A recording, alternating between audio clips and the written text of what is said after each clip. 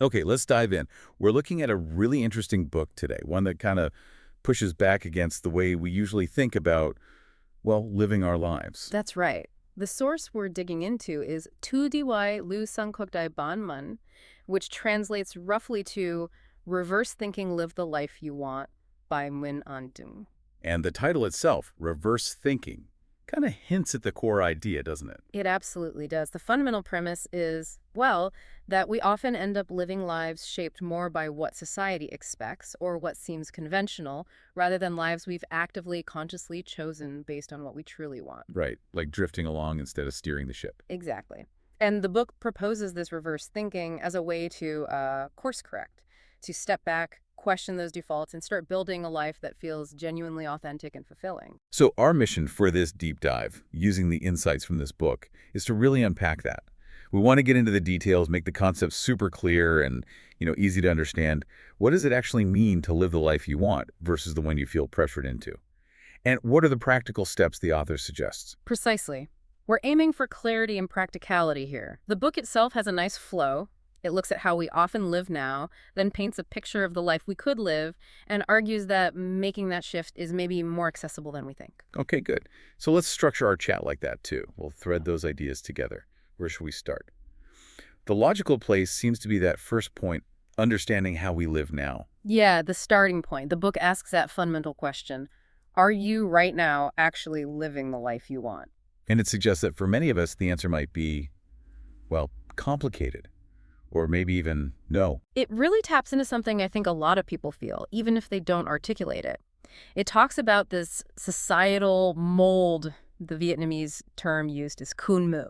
It's this sort of predefined template for what a successful life looks like. Can you give some examples of that mold? Sure. Think about the common path, right? You're encouraged to get good grades, then find a stable, secure job, often in specific fields deemed respectable.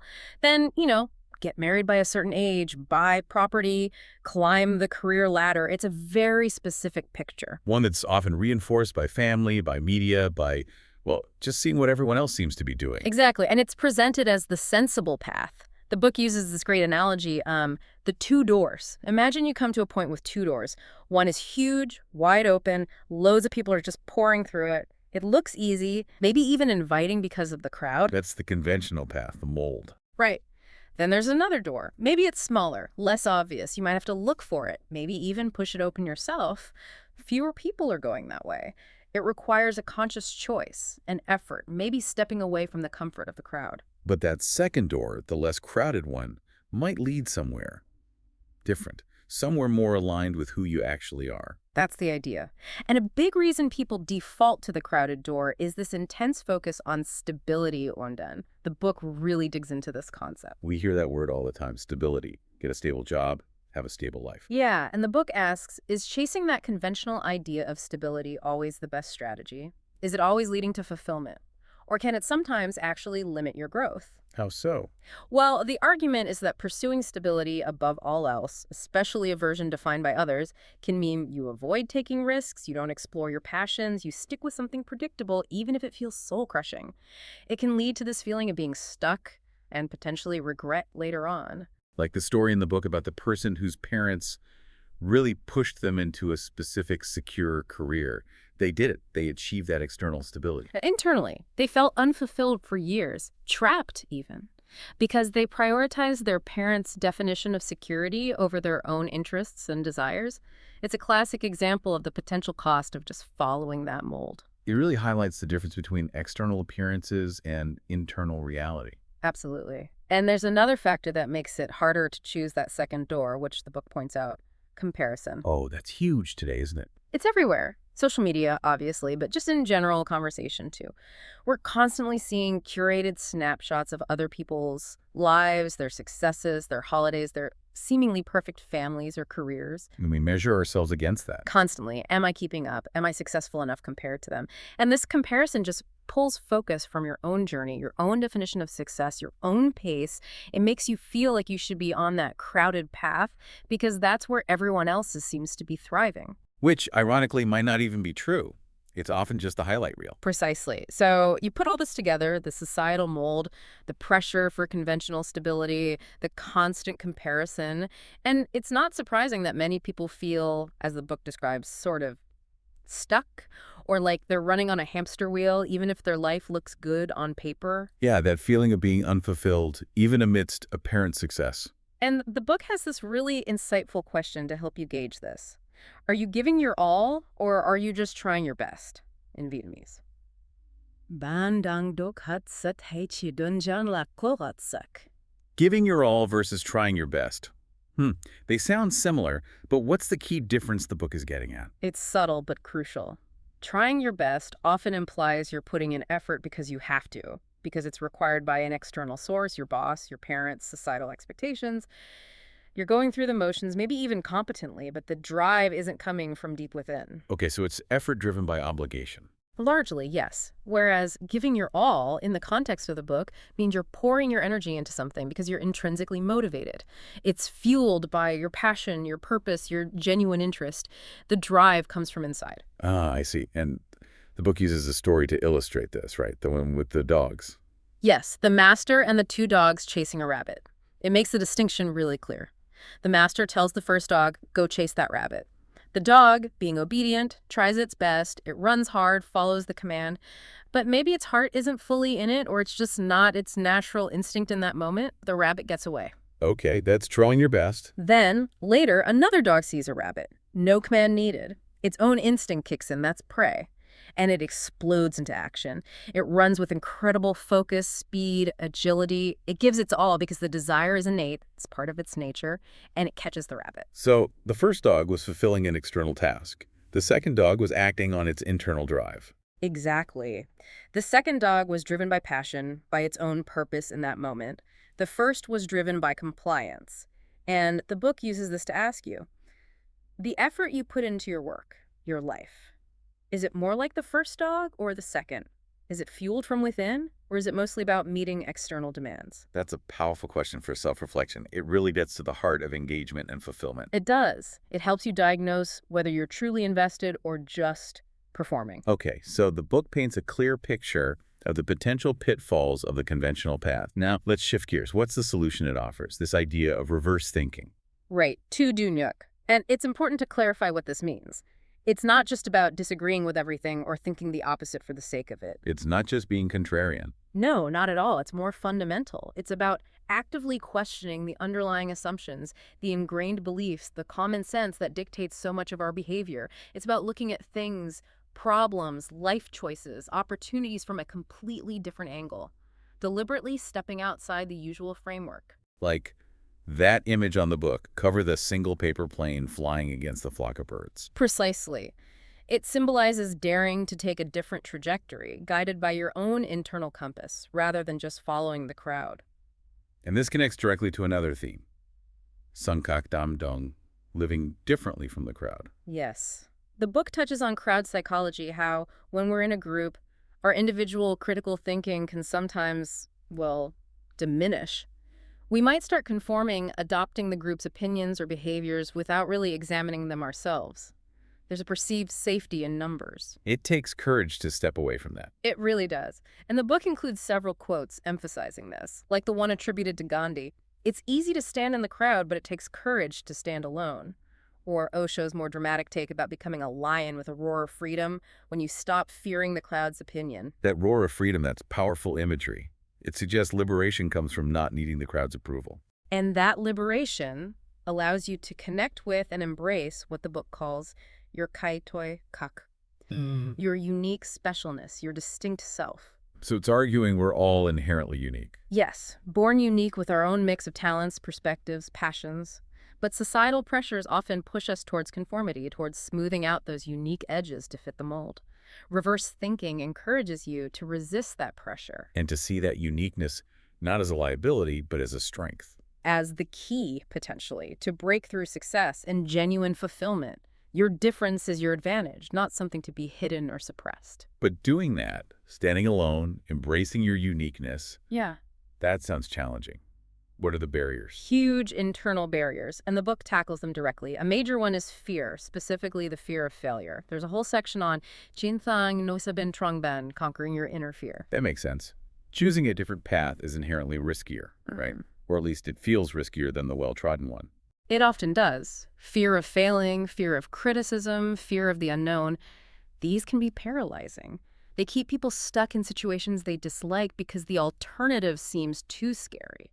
How does the book suggest dealing with that fear?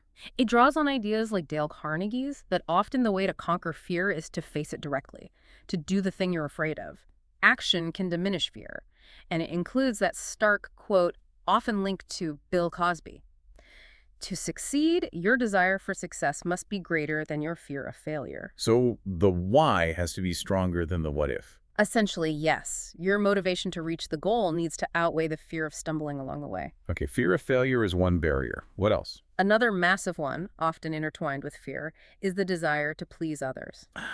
The need for external validation. Exactly. The book has a section with a pretty blunt title, something like, Throw Away the Expectations and the Craving to Please Others. Wow, that sounds harsh. The title is provocative, but the message isn't about becoming callous or selfish.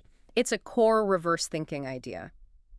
Recognize how much of our unhappiness or lack of direction comes from trying to live up to other people's expectations, our parents' dreams for us, society's definition of success, our friends' approval, Instead of our own. instead of our own deep-seated values and desires.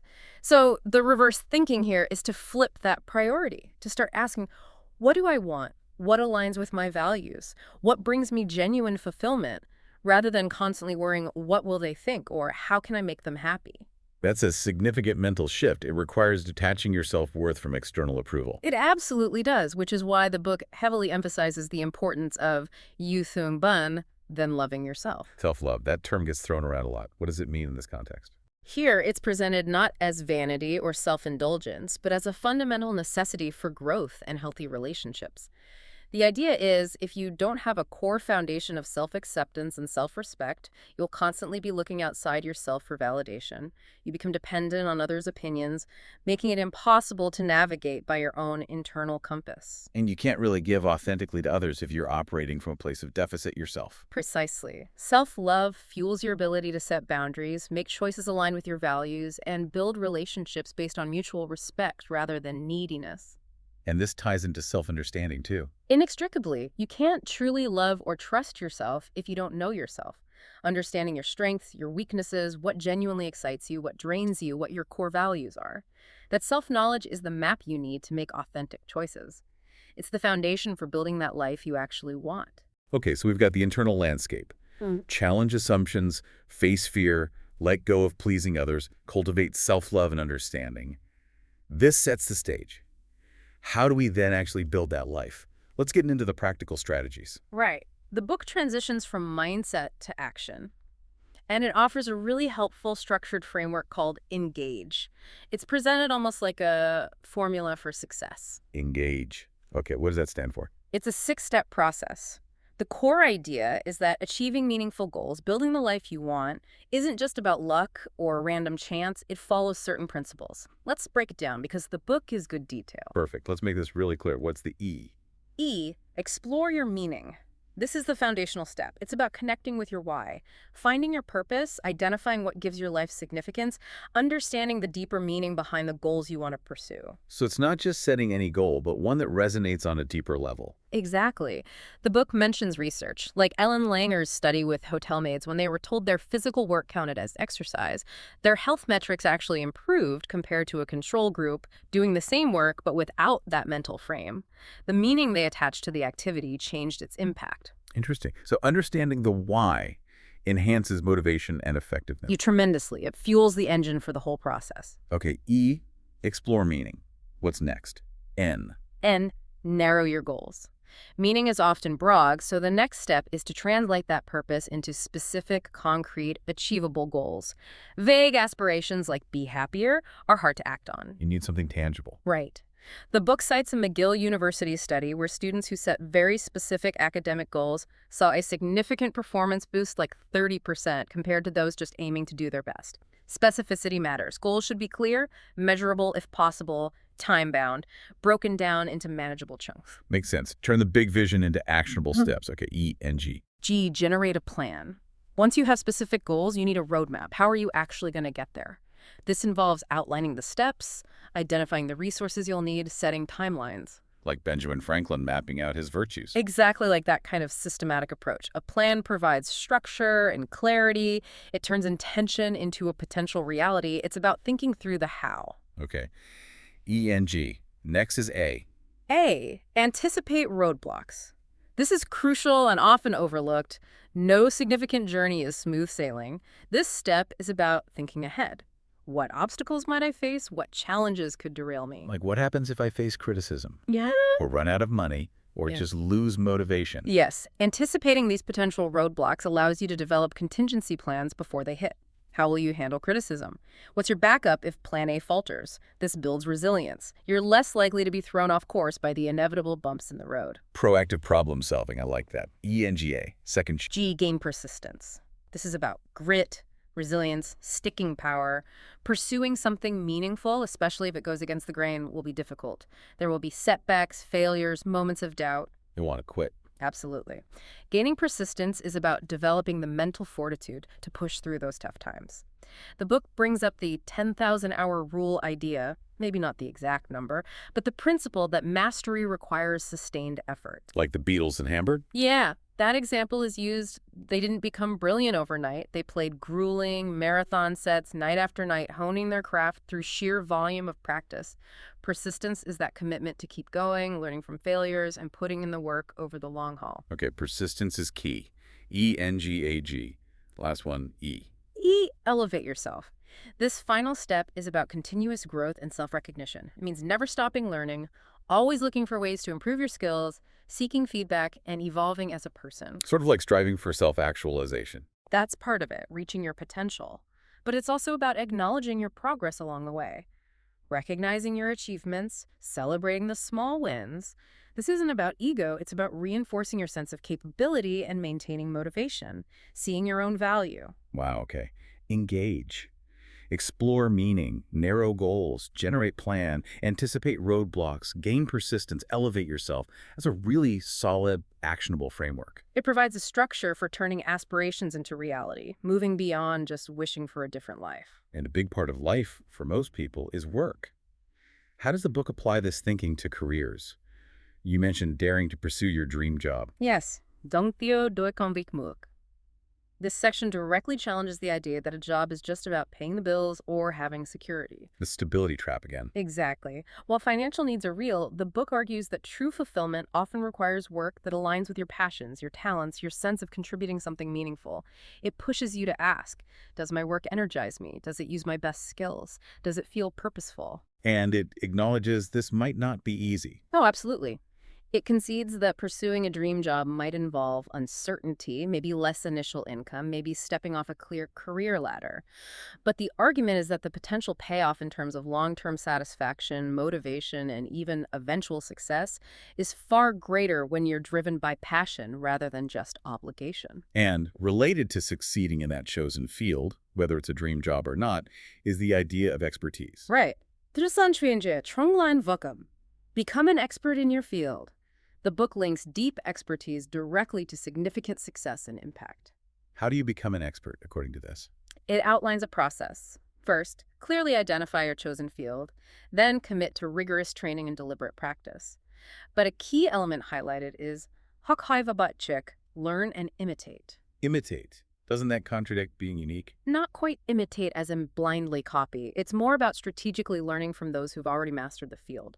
Study their principles, their techniques, their strategies. Understand why they are successful. Like the Shane Snow example. Yeah. The blogger. Exactly. He wanted to become a top blogger, so he didn't just start writing randomly. He systematically analyzed the structure, style, and techniques of highly successful articles on major platforms.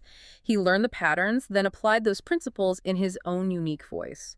It's about deconstructing success and applying the lessons. So learn from the best, then adapt and integrate it into your own approach. Precisely.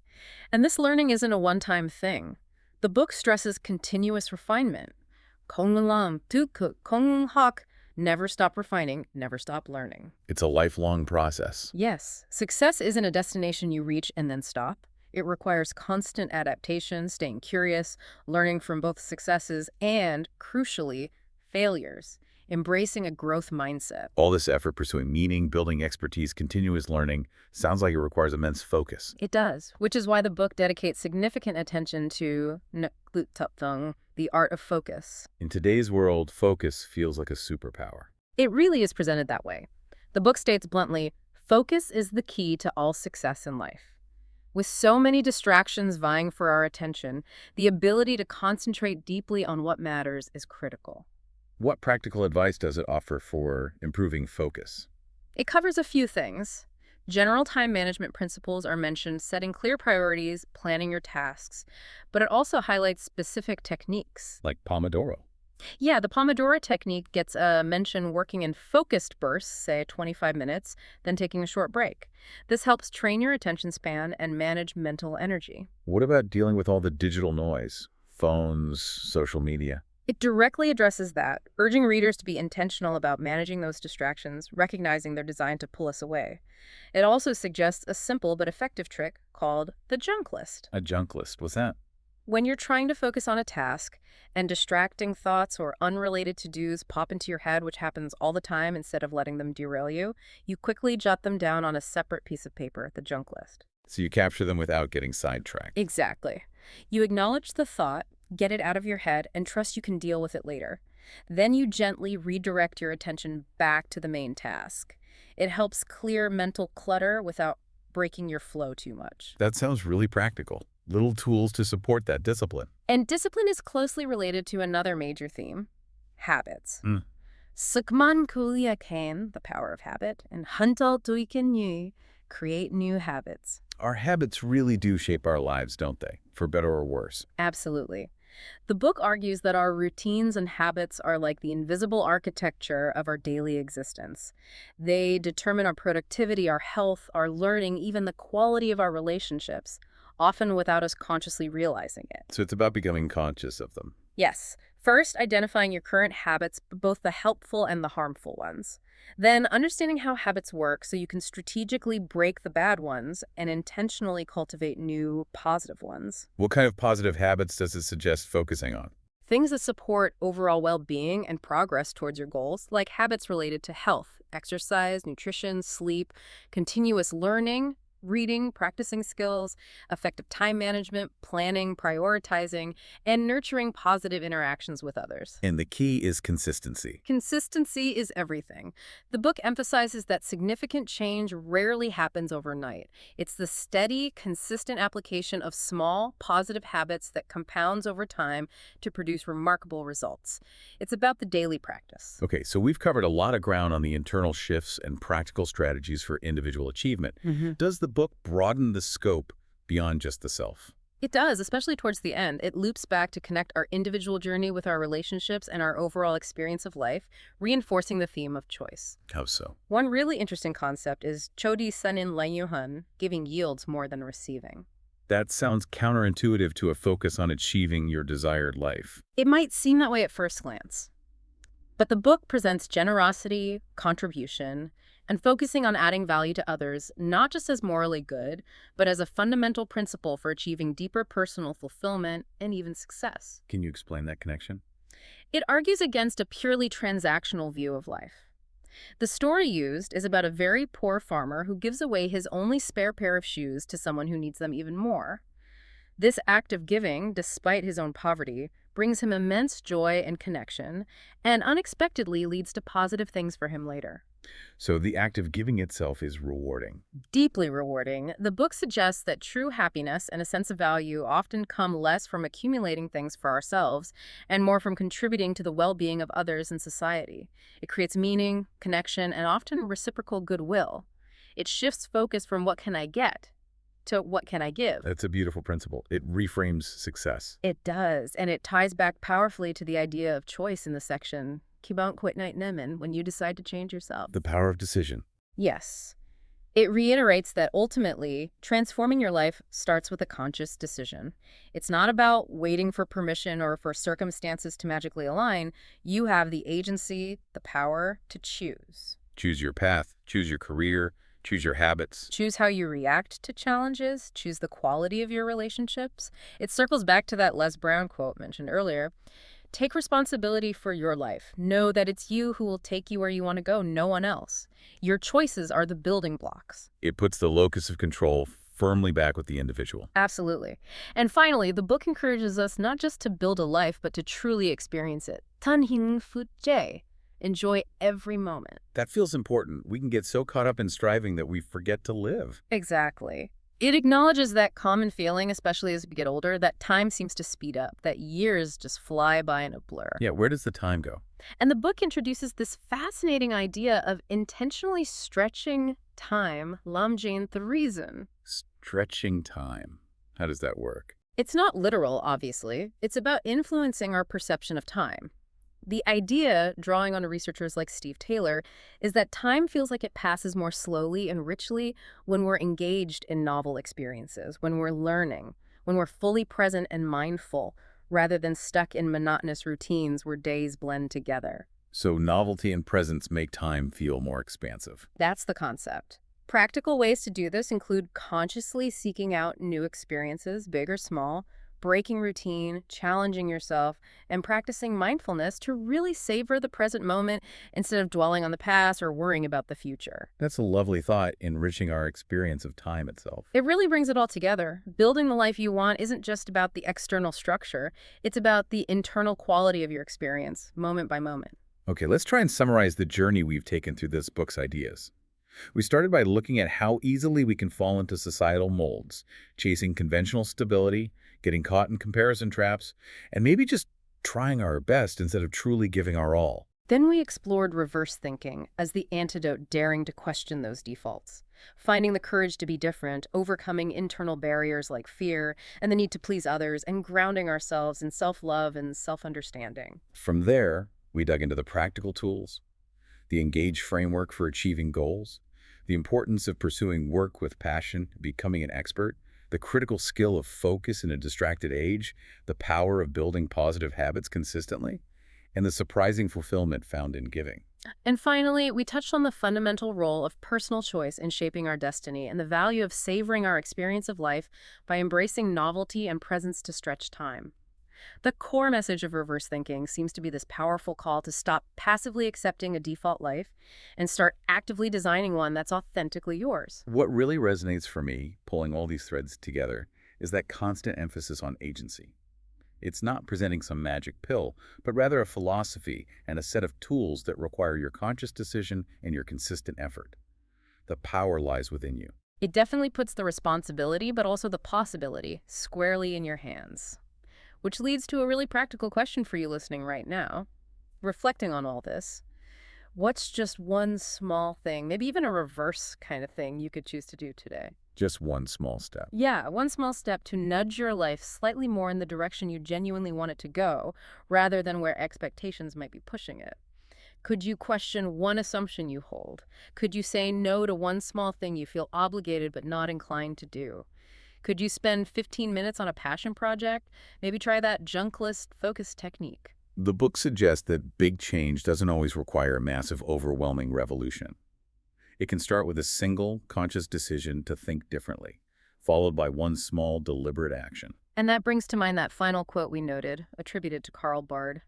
Although no one can go back and make a brand new start, anyone can start from now and make a brand new ending. That's incredibly empowering, isn't it? It says your future isn't predetermined by your past. Your choices, starting right now, can shape a completely different outcome. Exactly. The potential for change, for creating that brand new ending, begins now. The choice is yours.